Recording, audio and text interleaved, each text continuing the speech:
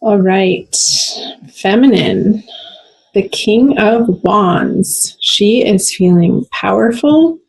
She is feeling passionate. She is feeling on purpose. The king is elevated to his highest state of being able to express his most inner desires in a very effective way out into the world. And he's facing the masculine. So the feminine is looking in May towards the masculine energy. So that's either physically in a manifest form, like literally to another human being, or looking or expressing herself out in the world in a more masculine manner, taking action, taking the lead on projects or in any area of her life. Or she could be in communication with the masculine, being the one to initiate that in the month of May. Let's see where the masculine stands. The Ten of Cups in reverse. He is perhaps not feeling receptive. He's feeling like his hopes and dreams are a little shattered or lost or confused or sort of in a fog, not clear. Getting a sense of the masculine not having a very deep focus on exactly what he wants and what he is able to bring to a relationship during the month of May. And a little forlorn. I'm getting this energy from the masculine of a little bit of hopelessness, and not a lot of excitement or pushing forward with the Ten of Cups in reverse. Like his hopes have been dashed in some way.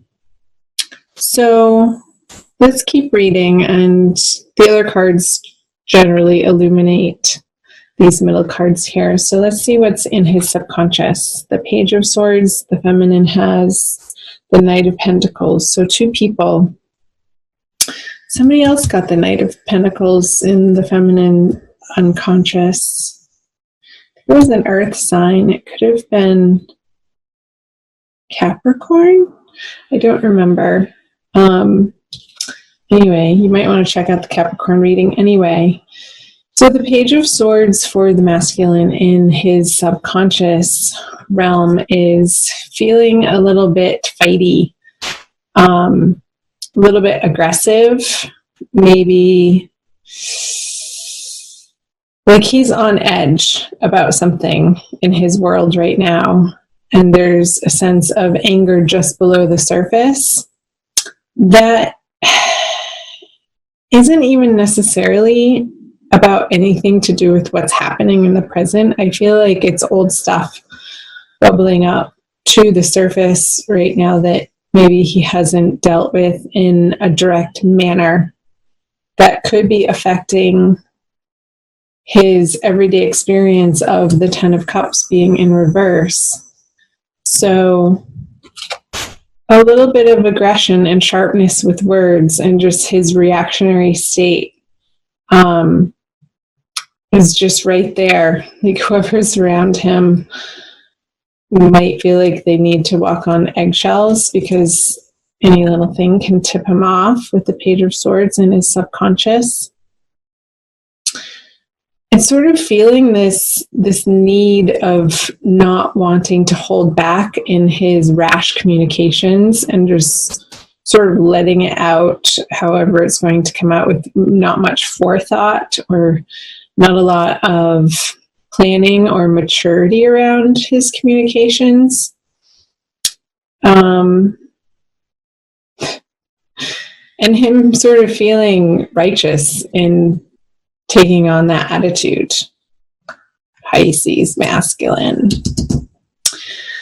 Well, or it's the masculine for the Pisces feminine. So let's move over here to the Knight of Pentacles in the feminine subconscious, what she's not aware of. I'm getting a sense of a little bit of agitation on her end too, but it's not in the thought realm. It's more of feeling like she's on shaky financial ground, or not feeling entirely stable in her career direction with the Knight of Pentacles in reverse in her subconscious. Like there's some sort of underlying lack mentality in May, it's not forever, that she's wrestling with, but not in a very direct manner. With the King of Wands, it's like she's taking a lot of action and she's blazing forward, but maybe unbeknownst to her, it's from a place of fear or worry or lack that she doesn't have enough, or she can't do it on her own. I was picking up in the other reading that I mentioned, I'm sorry, I can't remember which particular one it was for May, where the horse was upside down and the blackness of it, the shadowy part of it, caught my attention and brought my attention to it, where this earth sign younger male was sort of meddling with her at nighttime, or giving her some communication at night, or appearing in her dreams. Now that could be the case for the Pisces feminine as well. I'll look back, you guys, in the recordings that I've already done for May. I haven't done all of them yet, and I'll find that video and I'll post it in the description box for you, so you can cross-watch that. Because I feel like those messages are also going to be pertinent for you to take a look at.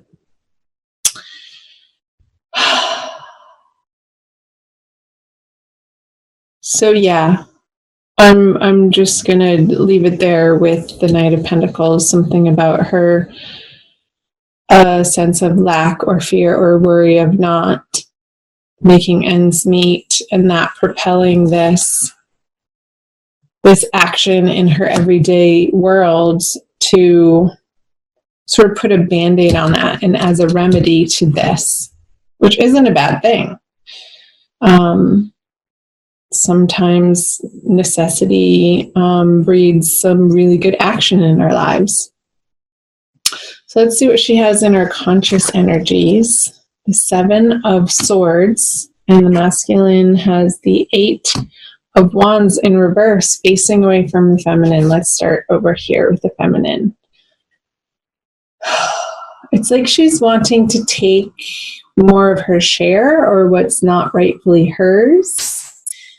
And that could be somebody's attention. Like I said, the King of Wands is facing the masculine in this direction, and it's like she's poking at him to give her attention when he's over here sort of just being sad and a little irritable. And I feel like poking the bear is going to have some unnecessary fights be created between the two of you. And it's going to have the masculine over here retract back. He's retracting back his communication with the 8 of Wands in reverse, and his conscious energy away from this partnership into a different direction. For the time being, that's not necessarily a bad thing, because if there is a type of communication where you're just going around and around in circles and nothing is getting resolved and it's just crazy making, sometimes what needs to happen is one or both of you need to hit the pause button and take a breather, take a break. So let's keep moving on to what the feminine brings. Is the 3 of Wands. Is like she's really impatient. She wants to move forward with something with a masculine, and let's see what is being met with. The Sun. Okay. And it's like his playfulness and his laissez-faire, carefree attitude is what he's presenting to her, but without like doing, in her eyes, doing the serious work of what the real communication needs to be. It's like he wants to avoid that, and he just wants to be playful and goofy and fun and not really dive into the seriousness of these conversations of what she wants to address on this heavy level. And it's like this mismatch. I feel like it's going to have the feminine energy feeling like, okay, well, should I just pack up my wands and battle it out somewhere else with somebody else who's going to take me on a more serious level here? But she still is looking in the direction of the sun. So let me look at these. I feel like the burdens that she's carrying toward the masculine isn't even about him. It's like she's carrying these swords, these thoughts, beliefs from another relationship, and she's sort of dragging them with her in what she feels important. And they're actually not. They're actually encumbering her from meeting him in the sun energy over here on his side. And maybe that's why he doesn't want to engage in that type of communication. Like he's just sort of putting a squash on it with the 8 of Wands in reverse. Being like, no, come on, baby. I just want to have fun. I just want to be free and feel free and not burdened and encumbered with these heavy sort of guilty feelings in whatever area of life. And I feel it could be around sexuality. Being on top of the King of Wands here. Like there's some sort of body shame from a past experience that the feminine still hasn't fully healed from. And that could be where the Knight of Pentacles in reverse in her subconscious is coming from, in a materialistic sense, like in a very grounded, earthly body sense of this inner conversation of maybe somebody in the past shamed her body, or she has this inner belief that she's not beautiful from the inside out. And when he tries to tell her that and wants to take her in all of her femininity, and she wants it too with this King of Wands card. But it's like this 7 of Wands is inhibiting her from traveling through and accepting that message of the sun from her counterpart, from her divine lover. So comment below if that's resonating for any of you. I'd love to hear. Let's flip over your conjoined outcome energy cards, the Emperor.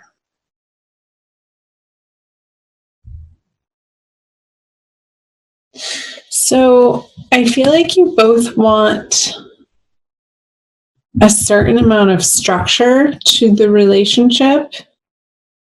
And it's almost like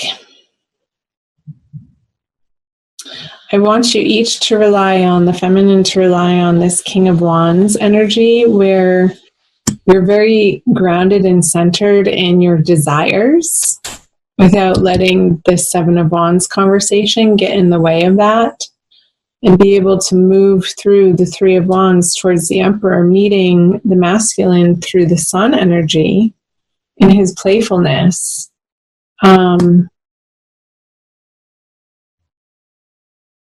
And taking this on for yourself, feminine, this 7 of Swords energy, because I feel like it doesn't have to do with your current partnership, your current relationship, your current partner. Like, see how he's, I don't know if you can tell, he's looking in the other direction, pulling these swords with him. And it's like these two swords here are these two individual people from the past, and it's you and another person, and what you're bringing with you is all this junk that you don't need to. From this past, maybe even a little bit mentally and emotionally abusive relationship. And it sort of gunked up your thinking in a way that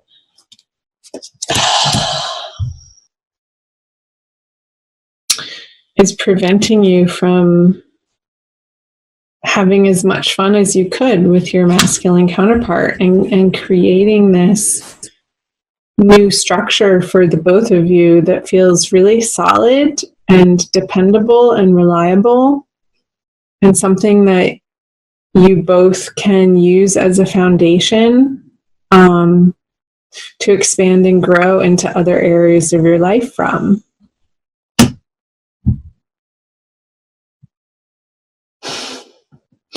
So I'm seeing the two rams here, to the two ram heads, and the amount of rock and stone and concrete, and how he's wearing his armor.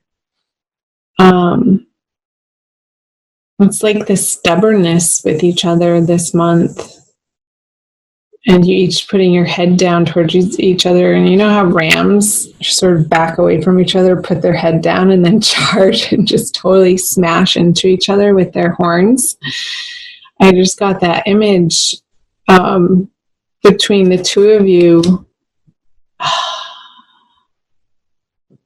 But it's almost like when that happens, a spark is created, and it dissipates some of the energy because you're putting it in a certain direction.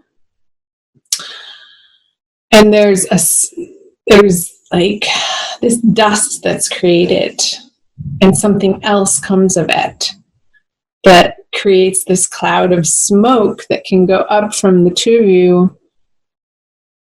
And each of you are bringing your own different mixture of elements to that alchemical combination. And it can create weather. It can actually create clouds in the sky that produce rain and snow and sleet and lightning, and all of these different possibilities together. And then I just got, when the two of you put your heads together without clashing, and you come into owning your individual power together, and you sit on your throne as a one solid unit, you get to crown yourself as the emperor of your relationship, the emperor of your communication, the master who is in control of what he or she is co-creating with another. And coming from that very, very, very internal, powerful place.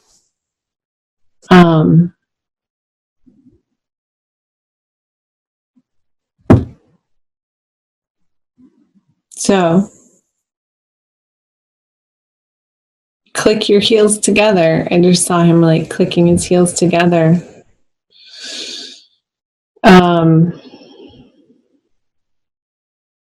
Wear red this month, Pisces. I'm seeing all of this red, the red shoes, hat, the cape, another cape, another cape. The baby doesn't even have it on him. He's waving it as a flag. This person's wearing red. The children's wearing red. He has red boots. All this red. He has a red cape on too. So something to do with your root chakra and grounding that out in the month of May.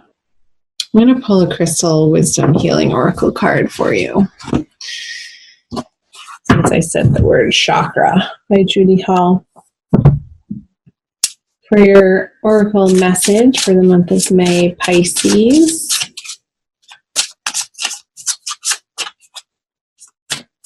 So conversations could be a little heated. Watch your words, watch your reactionary time. Take a breath before you speak and ask yourself, is this true in this moment, or is it triggering something for me? And if it's triggering something for you, then own that. Take responsibility for your triggers. Without pointing the finger at the other person. Be like, wow, that, whatever you just said right there, I know you didn't mean it in that way, but it brought this up for me. And that is authentic, honest, raw communication, where the other can then choose to meet you in their authentic way. But you have to start with yourself first, Pisces.